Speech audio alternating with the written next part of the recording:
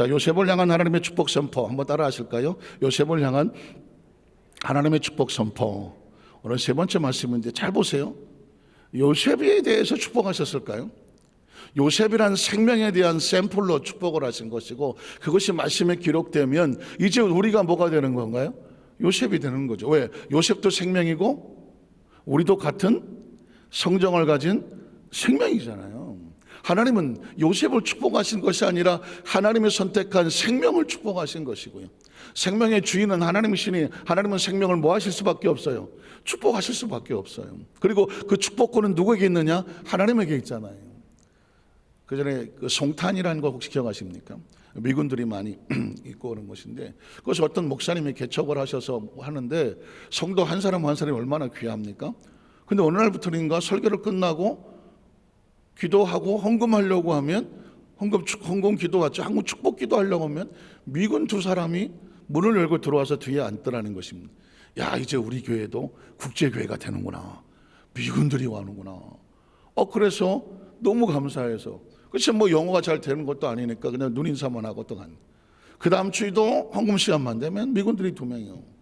그 다음 주도 아니 뭐라고 얘기를 좀 해야 되겠는데, 그래서 그 다음에 그냥 일찌감치 나가갖고 영어를 좀 한 사람을 통역을 시켜서 혹시 어떻게 된 상황이냐 그랬더니, 한국식으로 말하면 머리를 좀 극적극적 긁으면서, 아유 목사님 죄송한데 저희는 요 앞에 있는 미군 부대에서 근무하고는 군인들인데 군목이 잠시 자리를 비워서 없더라는 것입니다. 지금 공석인데, 그래서 크리스찬들이 모여서 뭘 하냐면 주일날 성경을 읽고 같이 기도하고 그리고 헌금을 한다는 것입니다. 왜냐하면 주일학교 때 배운 그대로. 그런데 그 헌금을 놓고 축복할 수 있는 목사님이 없는 거예요. 그래서 그 헌금을 모아놓다가 누가 아이디어를 냈다면, 요 앞에 한국의 교회가 있는데 그 목사님이 축복 기도할 때 헌금을 가지고 가서 같이 축복 기도를 받자. 그렇게 아이디어를 내서 헌금을 들고 와서, 죄송하지만 한국말을 잘 못 알아듣긴 하지만 하나님께서 목사님 통해 축복하시는 축복 기도 시간에 저희가 그 헌금 축복 기도를 받으러 왔다고. 아유 죄송하다고, 혹시 불편하시면 제가 다음부터 안 오겠다니까. 무슨 소리냐, 그냥 괜찮다고 오시라고. 진짜 놀란 것은 뭐냐면, 그 남의 나라죠. 미국이 한국에 와서 지금 주둔하면서 있으면서 어려서부터 주일학교 때 배웠어요. 꼭 너는 예배를 드릴 때 마지막 축복 기도까지 바라라. 어려서 배운 거예요. 그러니까 어른이 돼서 군인이 됐음에도 불구하고 머릿속에 놓치지 말아야 될 것은 뭐냐면 축복 기도를 놓치지 말라는. 때로 많은 사람들이 바쁘다는 핑계로 설교만 듣고 그냥 가버려요. 물론 정말 피치 못할 목숨의 위협이 있을 경우에 혹시 그럴 수 있다고 생각할지 모르겠지만, 예배는 설교가 끝난다고 예배가 끝나는 게 아니거든요. 마지막 순간 하나님께서 당신의 백성들을 축복하시려고 할 때에 그 축복이 있는 거예요. 저는 우리 여도수 만나기 성도들도, 우리의 자녀들도, 자손들도 하나님의 축복에 대한 간절한 소망을 가슴에 품고 기대하고 놓치지 아니하고 그 축복의 시간을 지켜내는 우리 성도 되시기를 주님의 이름으로 축원합니다. 왜냐하면 이 생명 축복 감사 예배도 보십시오. 하나님께서는 시대가 바뀌어도 생명들을 축복하셨잖아요. 아브라함도 생명입니다. 특별할 것도 없어요. 그냥 생명이에요. 하나님이 일어나는, 제가 나중에 또 성경에서 하는 놀라운 사실을 깨달았는데, 하나님께서 왜 하나님의 사람들을 축복하실 수밖에 없는지. 제가 아브라함의 하나님, 이삭의 하나님, 야곱의 하나님 축복하고 요셉 이어서 내려가다 보니까 거기서 흐르고 있는 게 하나가 있어. 하나님 왜 이 사람들을 축복하지? 요거는 이제 다음에 할 거예요. 왜 이 사람들을 축복할까? 놀라운 일이 하나, 뻔히 아는 것 같은데 아직 드러나지 아니한 기가 막힌 맥이 하나 있더라고. 금맥을 캐는 중이에요, 제가요. 이 줄기라는 게 있구나. 이 줄기에 붙어 있으면 아브라함이 됐든 이삭이 됐든 야곱이 됐든 요셉이 됐든 누구든지 거대한 줄기 하나가 있는데, 줄기에 수도관만 꽂으면 물이 나한테도 흘러내려오는구나. 자, 오늘은 세 번째로 받은 첫 번째 축복은 뭐냐면 하나님의 꿈이 실제로 이루어지는 것입니다. 한번 따라 하실까요? 하나님의 꿈이 실제로 이루어지게 하시는 축복. 창세기 37장 6절로 8절에 보면 요셉이 꾸었던 꿈 기억하십니까? 요셉이 그들에게 이르되 청하고 내가 꾼 꿈을 들으시오. 우리가 밭에서 곡식단을 묶더니 네 단은 일어서고 당신 네 단은 네 단을 둘러서서 절을 하더이다. 그 형들이 그에게 이르되 네가 참으로 아마 인상 더럽게 쓰고 막 이빨 빡빡 깎으면서 막 눈꼬리를 올리면서 그렇겠죠. 싸납게 말했겠죠. 네가 참으로 우리 왕이 되겠냐? 참으로 우리를 다스리게 되겠냐? 이 시끼가 말이야, 조그만 놈이 지가 높아지고 형들은 다 낮춰진다고 말해. 그래 그 꿈이 그게 이루어지겠어? 하면서 아주 그냥 비아냥거리고 파괴적이고 뭔가 감정적이고 온갖 속으로서 그 꿈에 대해서 비웃었을 것입니다. 그리고 속으로 말하기는 되지도 않는 얘기 하지도 말라고 하면서 할 수 있으면 결사적으로 막고 싶었을 것입니다. 그래서 막았습니다. 요셉을 죽으라고 팔아버렸으니까. 자, 그의 꿈과 그의 말로 인하여 말미암아 그를 더욱 미워하더라. 자, 어떻게 될까요? 41장 41절 43절에 보니까 바로가 또 요셉에게 이르되 내가 너를 내고 온 땅의 총리가 되게 하더라. 세월이 지난 다음에 하나님의 꿈이 이루어져서 마침내 요셉이 애굽의 총리가 돼. 총리가 뭘까요? 세컨드 플레이스, 왕 다음에 밑에요. 왕 다음에 밑에요. 그러니까 왕 앞에 처한 모든 국민들이 무릎을 꿇는, 뭐 시대적으로 그때는 그랬으니까 무릎을 꿇는 것처럼 왕만 없으면 누구 앞에 무릎을 꿇어야 돼요? 총리 앞에 무릎을 꿇어야 되는 겁니다. 요셉이 바로 그 자리에 올라갔다는 것이죠. 총리가 되게 하노라. 어떻게 들립니까? 요셉의 재수가 좋고 운이 좋았나요? 아닙니다. 하나님의 꿈이 이루어진 거죠. 우리는 성경을 관점을 하나님의 관점으로 봅니다. 하나님 어떤 관점으로 봤죠? 하나님의 꿈은 과연 이루어질 것인가 하는 것입니다. 성경은 그냥 천연덕스럽게 스토리가 흘러갑니다. 그리고 하나님의 꿈이 이루어졌다 설명하지 않아요. 귀 있는 자는 듣고 눈 있는 자는 보는 것이죠. 요셉의 총리가 되었다. 아유, 재수도 좋네. 남의 나라에 가갖고 아이고 어쩌다 사람 잘 만나갖고 아유 저러기도 쉽지 않아. 인생 이야기하는 것이죠. 그러나 하나님의 관점에서 볼 때는 요셉이 움직이는 것이 아니라 하나님의 꿈이 움직인다고 말했고, 요셉이 남의 집살이하고 요셉이 남의 그 왕국의 그 감옥에 들어가서 고생하는 것이 아니라 하나님의 꿈이 이루어지기 위해서 어떻게 계속해서 코스 이동을 하고 총리가 되기 위해서 준비한다. 제가 수도 없이 얘기했던 것이죠. 그래서 결국은 마침내 완성이 돼서 어떻게 요셉이 애굽의 총리가 되었다는. 저 사람이 어떻게 되려고 저렇게 생고생을 하고 있는 거야? 라고 사람들은 손가락질을 하고 아유 저것도 끝났어 판단하고 별소리를 다 했겠죠. 그러나 어느 날 하나님께서 제가 쓰는 말로, 그건 저만 쓰는 말이에요. 포장을 뜯고 박스를 뜯고 언박싱이라고 말하더라고요. 박스를 뜯어내고 그리고 그 사람들 앞에 드러냈을 때 저게 누구지? 아무도 못 알아봤는데 그게 누구예요? 요셉이었던 거죠. 요셉은 하나님의 꿈이었었죠. 하나님의 꿈이 이루어졌구나. 그 다음 절에 보면 작인장 반지를 펴 요셉의 손에 끼우고 그에게 세마포옷을 입히고 금사슬을 목에 걸고 자기에게는 복음술에 그를 태우며 무리가 그 앞에 소리 지르기를 엎드리라. 잘 들어보세요. 엎드리라. 뭔가 다가오지 않습니까? 요셉의 꿈이 그랬잖아요. 형들이 그 앞에 엎드렸어요. 요셉이 지금 강제로 사람들에게 내 앞에 엎드려 하던가요? 요셉이 움직이니까 사람들이 너도 나도 말합니다. 엎드리라 엎드리라 엎드리라. 그 얘기는 뭐예요? 이제 형들도 요셉 앞에 나타나면 뭐 할 수밖에 없어요? 엎드려야지. 엎드림을 받을 수 있는 자리에 하나님께서 요셉을 갖다 놓으니까 나머지 그냥 자동으로 엎드려지는 것이죠. 기억하십니까? 제가 말씀드렸잖아요. 요셉이 왜 이렇게 총리가 될까요? 그건 하나님께서 흐르고 있는 거대한 줄기에 요셉이 관을 꽂았기 때문입니다. 뒤집어 말하면 요셉이 관을 꽂은 게 아니라 하나님이 요셉을 갖다 거기다가 툭 하고 갖다 놓으니까 그 축복의 줄기가 아브라함으로 흐르고 이삭으로 흐르고 야곱으로 흐르고 그러다가 요셉도 흘러내려가는 것입니다. 이 줄기가 오늘 신학시대로 말하면 제가 앞부분은 나중에 얘기하기로 하고 예수 그리스도가 축복의 줄기잖아요. 나는 포도나무예요. 그죠? 나는 포도나무예요. 너희는 야, 기가 막히다 이거. 포도나무요 가지다. 이게 보입니까? 포도나무요 가지다. 그러니까 가지는 뭐예요? 줄기에 붙어 있으면 자동으로 뿌리로부터 올라와서 영권과 물권과 생명권과 하나님의 은혜가 뻗어나가는 거잖아요. 제가 손이 참 이쁜데 어떻게 이렇게 퉁퉁하게 보이나요? 어쨌든 간에 요셉이 왜 총리가 됩니까? 그 줄기 가운데 붙은 길게 뻗어야지. 가지가 돼갖고 끝에 붙었든 뭐 어디에 붙었든 간에 붙으니까 연결되는 거 아닙니까? 총리로 나서게 하였더라. 그러면 이제 왜 총리가 됐을까요? 그 총리가 돼서 나중에 해야 될 것들이 있겠죠. 42장 5절로 9절에 보니까 이스라엘의 아들들이 양식 사러 간 자 중에 있으니 가나안 땅에 기근이 있음이더라. 때 요셉이 나라의 종리로서 그 땅 모든 백성의 곡식을 팔더니 요셉의 형들이 와서 그 앞에 땅에 뭐예요? 땅에 뭐예요? 엎드려 절하매. 뭐가 보입니까? 뭐가 보여요? 뭐가 이루어졌어요?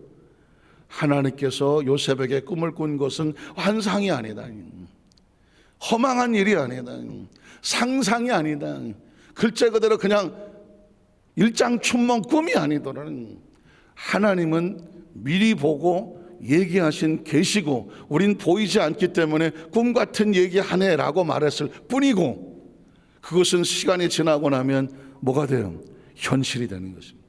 한번 따라하실까요? 하나님이 주신 꿈은 시간이 지나면 뭐가 된다? 현실이 된다. 그래서 하나님과 우리 사이에 시차가 나는 거예요. 우린 안 보이기 때문에 꿈이라고 말해요. 하나님은 보고 계시기 때문에 현실이라고 말해요. 그러면 뭐라고 말해요? 하나님이 보시는 것을 같이 보는 걸 뭐라고 말해? 믿음이라고 말하는 거예요. 하나님이 말씀하신 걸 같이 말하는 걸 뭐라고 말해? 믿음이라고 말하는 거예요. 하나님이 생각하는 것을 내 생각에 담는 것을 뭐라고 말해? 믿음이라고 말하는 것입니다. 그러니까 크리스찬은 이 땅에 살면서 하나님의 꿈을 꾸고 하나님의 언어를 말하고 하나님의 생각을 품고 하나님의 비전을 같이 바라보고 믿으십니까? 이 땅에 살지만 육신에 갇혀진 우리 존재가 아니라 하나님의 나라에 대한 이 4차원에 대한 이 천국에 대한 소망을 가지고, 예수님은 이 땅에 오셔서 하늘에 대한 이야기밖에 하질 않았습니다. 땅에 박혀있는 그 생각과 사고 속에 하늘을 밀어놓으시고 하늘을 깨닫게 하시고 하늘의 감각을 살게 하시고, 이 땅에 영원한 것이 아니라 너희에게는 또 다른 세대가 있어, 이 시대는 지나갈 거야, 한때야, 또 다른 세대가 있어. 초등학교 아름다웠던 시절, 국민학교, 지금 머릿속에 가물가물하지만 정말 흔적 없이 사라진 지나간 기억 속에 한 줌의 기억으로 남죠. 그리고 중학교 시절도 한 줌의 기억이고, 고등학교 시절도 한 줌의 기억이고, 대학이든 대학원이든 어떤 거든 한 줌의 기억이고, 우리의 지나간 모든 시간과 공간들은 추억 속에 남아 있습니다.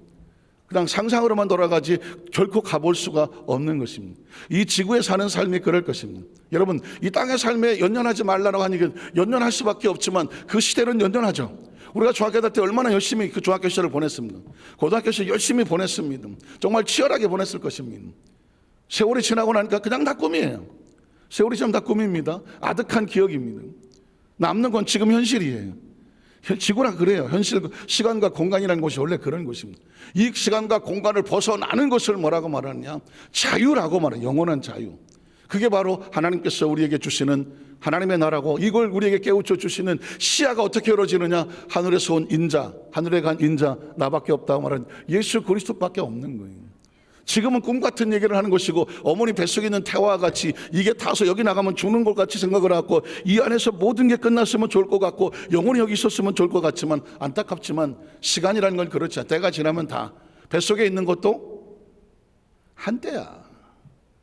이해 가시겠습니까? 어머니 태속에 있는 것도 한때예요. 시간이 지나면 출산을 해야 돼. 힘들고 아프고 눈물 나지만 출산해야 돼. 어린 시절도 한때야. 가만히 있어도 자라게 돼 있어. 가만히 있어도 자라야 돼. 그리고 성장하며 지금 뭐 한 500년 살자고 하지만 한 500년 못 살아. 100년 안팎도 살지 못하면서 1000년을 살 듯하는 사람, 이 어리석은 중생아 하는 말이 있는 것처럼, 그래서 제가 끊임없이 여러분에게 하나님의 나라에 대해서 말씀을 하고 4차원의 인식과 의식을 집어넣는 것이고, 세월이 지나서 우리가 100살쯤 됐다고 해보세요. 지금 100살이에요. 저와 여러분이. 남는 게 뭐가 있을 것 같아요? 이거 남아요? 100살이야 지금. 지구에서 살면 숨 쉬는 것도 힘들어. 그 끝난 존재인가요? 여러분, 세월이 지난 다음에 제가 끊임없이 얘기했던 가운데 머릿속에 번뜩거리는 것이 하나가 있다고 하면, 이 땅의 삶이 지나고 난 다음에 우리 가슴을 여전히 뜨겁게 하고 간절히 소망하는 것은 뭐냐? 하나님의 나라예요. 하나님의 나라, 하나님의 나라. 이만큼 지구에서 살았으면 알잖아요. 아, 지나간 삶은 그냥 일장춘몽이구나. 기억이 하나도 안 나요. 앞으로 살아간 삶은 우리 인간이라서 보지 못해. 그러나 성경을 통해서 자꾸 미래를 하나 우리에게 보여주시잖아요. 아브라함을 통해서, 이삭을 통해서, 야곱을 통해서, 요셉을 통해서, 끊임없는 사람 통해서 보여주잖아요. 그러면서 감을 잡아야지. 아, 우리 인생은 이렇구나. 이 시절도 지나가는구나. 그러니 지금 주어진 삶 가운데 딱 하나, 나중에 우리가 이 지구에서 옷을 벗을 때 후회 없도록 인생에 남은 거 딱 한 가지 말씀드릴게요. 두 가지 인생이에요. 후회가 가득한 삶, 뭐 이 핑계 저 핑계 대고 누구 때문에 뭐 어쩌고 저쩌고 해가면서 후회가 가득한 삶으로 100살이 될 것이냐 아니면 그럼에도 불구하고 내게 주신 은혜에 감사해서 그냥 내 현장에서 최선을 할 수 있는 한 다 해서 나와 하나님 사이에 그냥 미적한 것이 뜨겁고 늘 은혜로 살려와서 세월이 지나서 보니까 내가 100살인데 뒤돌아보는데도 여전히 난 하나님의 마음으로 가슴이 뜨거워. 최선을 다했을 뿐이야. 사람이 보이지 않아. 내게 주신 하나님의 나라를 가슴에 끌어안고 주님 앞에 저 최선을 다했어요 주님. 이거 하나면 돼. 후회 없는 삶이면 돼.